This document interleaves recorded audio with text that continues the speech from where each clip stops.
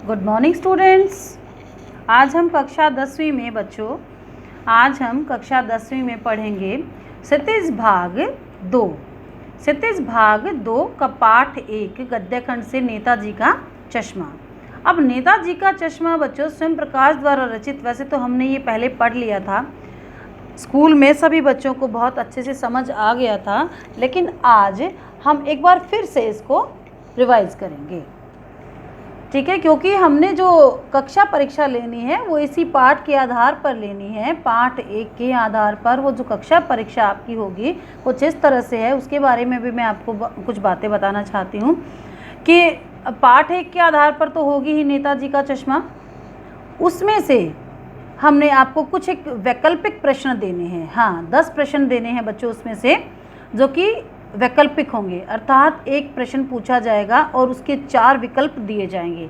अब जो चारों विकल्प में से सबसे सटीक या सबसे उचित आपको जो उत्तर लगे उस पर ही आपने क्लिक करना है, यानी कि टिक का निशान लगाना है, तो आपका जो है वो आंसर सॉल्व हो जाएगा। इस तरह से आपने उसमें लिखना नहीं है कुछ भी, क्योंकि ये सिर्फ ऑनलाइन परीक्षा जो है इसमें हम विकल्प ही देंगे अब की बार, और विकल्प में आपने जो विकल्प आपको सही लगे सबसे ज़्यादा उसी पे आपने चारों विकल्प पढ़ने। सबसे पहले ऐसा नहीं है कि आपने एक विकल्प पढ़ा 2 विकल्प पढ़े, नहीं, सबसे पहले आपने प्रश्न पढ़कर और चारों विकल्प अच्छे से पढ़ने हैं। उसके बाद जो आपको सबसे सटीक आंसर लगे उसी पे आपने टिक करना है।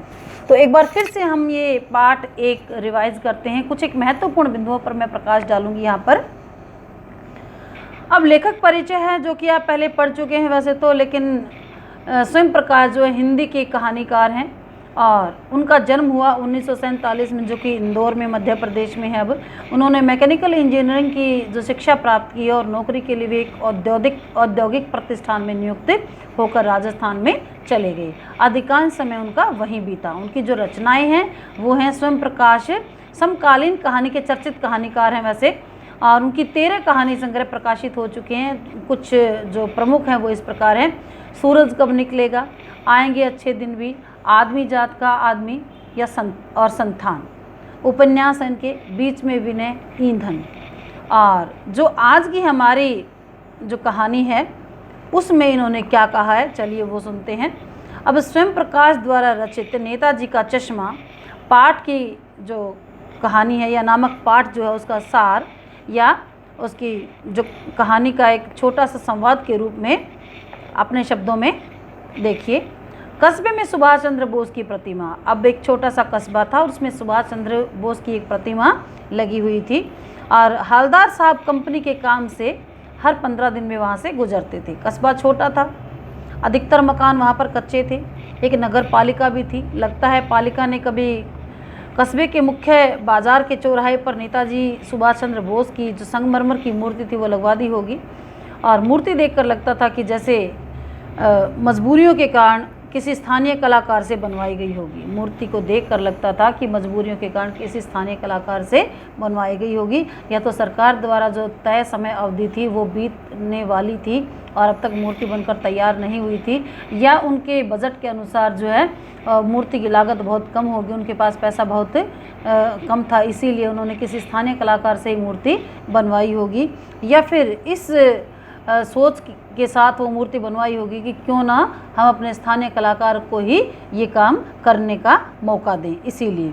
और उस मूर्ति में वैसे तो कोई कमी नहीं थी, लेकिन एक जो सबसे बड़ी जो कमी खलती थी वो था नेताजी का चश्मा। अब मूर्ति तो बनी थी बहुत सुंदर कमसिन, लेकिन उनको देखते ही दिल्ली चलो जैसे नारे याद आते थे, लेकिन उनकी मूर्ति पर चश्मा नहीं लगा था। अब उनके लिए ये जो है मूर्ति बनाने वाले के लिए बहुत छोटी बात होगी, लेकिन कुछ एक लोग जो थे वो देशभक्ति पर जो है वो देशभक्त थे और उनको वो मूर्ति देखकर बहुत ज़्यादा दुख होता था। और जो है एक कैप्टन जो था उसकी मूर्ति के आंखों पर एक चश्मा लगा देता था। अब आइए मूर्ति के चश्मे का रहस्य जानते हैं। अब हालदार साहब को आते जाते मूर्ति की एक बात खटकती थी कि नेताजी की आंखों पर चश्मा नहीं था, यानी कि संगमरमर का नहीं था। चश्मा तो था, रियल का चश्मा था, लेकिन संगमरमर का चश्मा नहीं था। जिसकी मूर्ति बनी हुई थी उसी पत्थर का चश्मा भी होना चाहिए था। उसकी जगह किसी ने सचमुच का चौड़ा काला फ्रेम मूर्ति को पहना दिया था। पहली बार उन्होंने देखा था तो उनको तो उनके होठों पर एक कौतुक भरी मुस्कान फैल गई थी कि पत्थर की मूर्ति पर वास्तविक चश्मा, क्या आइडिया है, यानी कि आइडिया अच्छा है। हालदार साहब जीप पर बैठे बैठे सोचने लगे कि इस कस्बे के नागरिक सचमुच ही देशभक्त हैं। वे नेताजी को चश्मा पहनाकर कम से कम नेताजी के प्रति अपनी देशभक्ति की भावनाएं तो व्यक्त करते हैं। अब हालदार का कौतुक तब और बढ़ा जब उन्होंने देखा कि अगली बार जब वो मूर्ति के पास गई या वहाँ से गुजरे तो मूर्ति पर चश्मा जो है वो बदला हुआ था। हाँ, उसका फ्रेम जो वो बदला हुआ था। हालदार ने सोचा सचमुच बढ़िया आइडिया है, मूर्ति कपड़े नहीं बदल सकती लेकिन चश्मा तो बदल सकती है। अब चश्मा बदलने का रहस्य क्या था बच्चों, देखिए। अब चश्मा बदलने का रहस्य ये था, आखिरकार हालदार ने एक बार अपनी जीप रुकवा ली और उन्होंने चौराहे पर बैठे हुए पान वाले से पूछा कि ये फ्रेम कौन बदलता है, अर्थात नेताजी की मूर्ति पर लगा हुआ चश्मा कौन बदलता है। पान वाला मोटा सा खुश मिजाज आदमी था, मोटा काला और खुश मिजाज आदमी था। उसने बताया कि ये फ्रेम कैप्टन चश्मे वाला बदलता है। अगर किसी ग्राहक को मूर्ति पर लगा हुआ चश्मा पसंद हो तो वह चश्मा ग्राहक को देकर मूर्ति पर नया चश्मा फिट कर देता है, परंतु वह सुभाष की मूर्ति को बिना चश्मे के नहीं रहने देता, मानो इससे उनके हृदय को कोई चोट पहुंचती हो। अब हालदार ने पान वाले से पूछा कि मूर्ति का ओरिजिनल चश्मा कहाँ गया। अब पान वाले ने हंसते हुए बताया कि उसे मास्टर बनाना भूल गया। उसके मुंह में जो है पान की पीक थी और पान की पीक को थूक कर, क्योंकि जो पान वाला था वो हमेशा ही पान खाता रहता था, और जैसे ही हालदार साहब ने उससे प्रश्न किया तो हालदार साहब के प्रश्न पर पान वाले ने अपने मुंह की पीक थूकी और उसने कहा कि चश्मा बनाना भूल गया। अब उसके लिए एक मजाक की बात होगी, लेकिन हालदार साहब यह सुनकर द्रवित हो गए। उनका अनुमान सही निकला। मूर्तिकार सचमुच में कस्बे का अध्यापक था। लगता है वह एक महीने के समय में ही मूर्ति बनाते बनाते चश्मे के बारे में कुछ तय ही नहीं कर पाया होगा, या असफल रहा होगा, या चश्मा टूट गया होगा, या पत्थर का चश्मा अलग से बनाने का प्रयास करते करते वो बहुत महीन बनाने के प्रयास में टूट गया होगा। अब कैप्टन चश्मे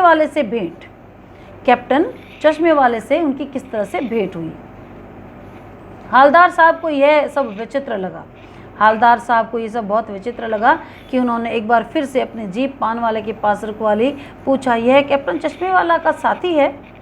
हाँ, कि कैप्टन चश्मे वाला ही हमेशा उनके मूर्ति पर ही आंखों पर चश्मा लगाता है। क्या ये देशभक्त है या उनका साथी है या आज़ाद हिंद फौज का कोई भूतपूर्व सिपाही है? अब ये प्रश्न सुनकर पान वाला हंसा और उसने कहा कि वो तो एक लंगड़ा है, और लंगड़ा क्या जाएगा फौज में, वो तो पागल है, और देखो सामने से वो आ रहा है, उसकी फ़ोटो कहीं अखबार में छपवा दो। अब हालदार साहब को एक देशभक्त का इस तरह से मजाक उड़ाया जाना अच्छा नहीं लगा। मुड़कर देखा तो एक बेहद बूढ़ा मरियल सा लंगड़ा आदमी सिर पर गांधी टोपी और आंखों पर काला चश्मा पहने हुए था। उसके हाथ में एक छोटी सी संदूकची थी और एक दूसरे हाथ में बांस पर टंगे हुए थोड़े बहुत कुछ चश्मे थे। पता चला कि वह फेरी लगाकर चश्मे बेचता है। अब हालदार पूछना चाहते थे कि फिर इसका नाम कैप्टन कैसे पड़ा। ये इतना बेहद सा लंगड़ा सा बूढ़ा सा मरियल सा आदमी है, लेकिन उसके बाद भी इसका नाम कैप्टन कैसे पड़ा। परंतु न तो पहलवान के पास फुर्सत थी और न ही जीप के ड्राइवर के पास इतनी फुर्सत थी। अब उस दिन के बाद 2 साल तक लगातार वे आते जाते रहे और मूर्ति की तरफ यूं ही देखते रहे। कभी चश्मा गोल होता, कभी चश्मा चकोर होता, कभी लाल, कभी धूप वाला काला चश्मा, कभी गोगो चश्मा, कभी कोई, ऐसे ही हर रोज़ जब भी वो हर 15 दिन के बाद आते तो हर बार उनकी आंखों पर चश्मा वो बदला हुआ देखते थे। अब कैप्टन की मृत्यु हो गई। एक बार क्या हुआ, एक बार ऐसा हुआ कि मूर्ति के चेहरे पर कोई भी चश्मा नहीं था। अब उस दिन पान वाले की तथा चौराहे की सारी दुकानें भी बंद थी। अब अगली बार जब वो वहाँ से आए तो पान वाले से हालदार साहब ने पूछा, क्यों भाई, क्या हुआ? तुम्हारे नेताजी की मूर्ति की आंखों पर चश्मा नहीं है, क्या हुआ? अब उन्होंने कहा रोते हुए, और उसकी आंखों में आंसू आ गए, और उन्होंने अपने धोती के पल्लू से अपनी आंखें पोंछते हुए कहा कि साहब कैप्टन मर गया है। अब साहब कैप्टन मर गया है ये सुनते ही हालदार साहब जो है एकदम से मायूस हो गए और सोचने लगे कि और जाकर जीप में बैठने लगे और सोचने लगे कि उस देश का क्या होगा जो वहाँ के निवासी देशभक्त बलिदानियों पर तो हंसते हैं और स्वयं बिकने के मौके ढूंढते हैं। अर्थात तब तो ये जो है हालदार उसका मजाक उड़ाया करता था। हाँ, हालदार साहब पान वाला उसका मजाक उड़ाया करता था। अब हालदार साहब सोचते कि जो लोग अपने देश पर न्यौछावर हो जाते हैं, अपनी जवानी, अपनी ज़िंदगी, सब कुछ होम कर देने वालों पर जो लोग हंसते हैं, उनका क्या होगा, यानी कि ऐसे देश का क्या होगा। अब सरकंडे का चश्मा, अब एक बार क्या हुआ कि हालदार साहब 15 दिन बाद, अब उन्होंने पहले तो सोच लिया था कि आज के बाद कभी भी वो यहाँ इस चौराहे पर नहीं रुकेंगे, न ही यहाँ पर पान खाएंगे, क्योंकि जो नेताजी की बिना चश्मे वाली मूर्ति थी वो देखकर आहत होते थे या बहुत दुखी होते थे। वो सोचते थे कि क्या इस पूरे कस्बे में कि एक भी देशभक्त ऐसा नहीं है कि कैप्टन की मृत्यु के बाद नेताजी की आंखों पर चश्मा लगाए। अब ये देखकर उनको बहुत ज़्यादा दुख होता था। अब क्या हुआ कि उन्होंने सोच लिया कि आगे से मैं यहाँ इस चौराहे पर ना ही रुकूंगा और ना ही पान खाऊंगा। अब उन्होंने अपने ड्राइवर को कहा कि 15 दिन बाद जब वो फिर से वहाँ से निकले तो अपने ड्राइवर को कहा कि आज पान नहीं खाएंगे और आज वहाँ पर गाड़ी भी मत रोकना, कहीं और आगे जाकर जो है पान खा लेंगे। अब जैसे ही वो वहाँ से गुजरने लगे तो आदतन उसकी नज़रें फिर से नेताजी की मूर्ति की तरफ उठ गई और एकदम से वो यासीन के सहसा चिल्लाए कि गाड़ी रोको। अब वहाँ पर आसपास इतने लोग थे, सभी हैरान हो गए कि ऐसा क्या हो गया। अब ड्राइवर ने ज़ोर से ब्रेक मारी और देखते न देखते जो हालदार साहब थे वो नेताजी की मूर्ति के पास जाकर खड़े हो गए। उन्होंने वहाँ पर क्या देखा कि एक छोटा सा सरकंडे से बना हुआ चश्मा, जैसा कि बच्चे बना देते हैं खेल खेल में, वो चश्मा उनकी आंखों पर लगा हुआ है। ये देखकर उनकी आंखों में आंसू आ गए, क्योंकि हालदार साहब थोड़े से भावुक प्रवृत्ति के इंसान थे। वो चश्मा देखकर उनकी आंखों से आंसू निकल आए। उन्होंने सिर्फ यही सोचा कि कैप्टन के जाने के बाद भी हमारे देश में, यानी कि हमारी युवा पीढ़ी में या हमारे बच्चों में ही ऐसे व्यक्ति या ऐसे बच्चे भी हमारे देश में हैं अभी भी, कि जो अपने देशभक्तों की रक्षा करना या अपने देशभक्तों का सम्मान करना जानते हैं। तो बच्चों, ये था आपका नेताजी का चश्मा चैप्टर 1 पाठ 1 स्वयं प्रकाश द्वारा रचित। इनके कुछ महत्वपूर्ण बिंदुओं के बारे में हमने आज पढ़ा है। तो आप एक बार फिर से पूरा चैप्टर बहुत अच्छे से, पूरा पाठ बहुत ही अच्छे से आप पढ़ेंगे और उसी के आधार पर हम आपसे प्रश्न पत्र में प्रश्न पूछेंगे। तो बच्चों, ये प्रश्न उत्तर और पूरा पाठ एक बार ध्यान से फिर से पढ़ेंगे। धन्यवाद।